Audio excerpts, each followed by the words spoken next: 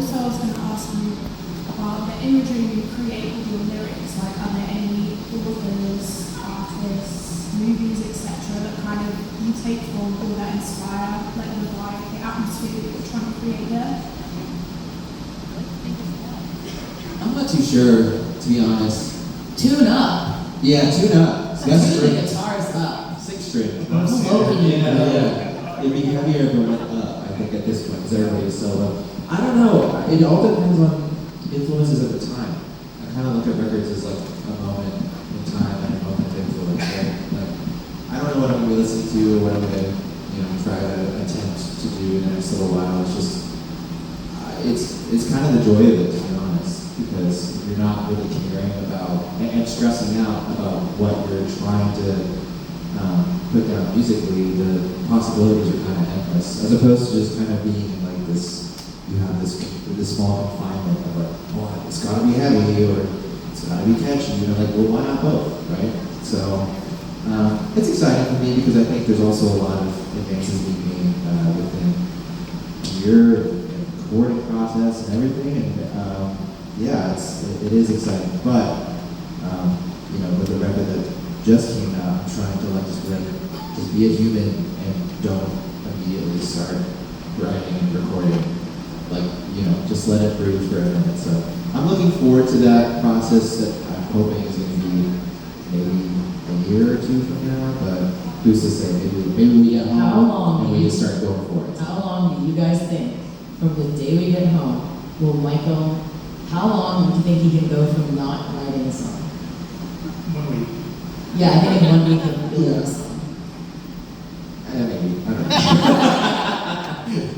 And then the second part of that question, like lyrics, I feel like it kind of like the lyrics and the visually, all of it kind of goes hand in hand. I will say actually that Fear was kind of loosely based off of Donnie Darko when we were watching that. I remember that when we had we hadn't watched that forever, and then all of a sudden it was just like, Civil War, blah, blah, blah. So much of it was kind of loosely, whether it was imagery or the concept. That was a cool movie to wrap around, actually. Yeah, I guess it could be that because of like the time.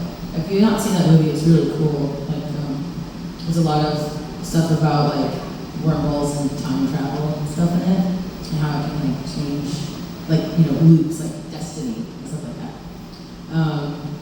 And funny enough, I get a lot of inspiration for a specific reason from Stephen King, because I was born in the town that Stephen King is from and still lives in.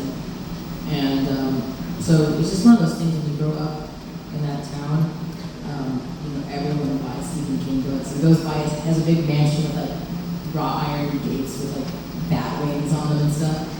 And so I just have always, I read those books at a very inappropriate age. It's not just because they're scary, like they're adult books. They're adult themes, and it's very inappropriate for a child to be reading those books. And so those are like the first adult like novels that I read that dealt with like really, stuff that I had no life experience about.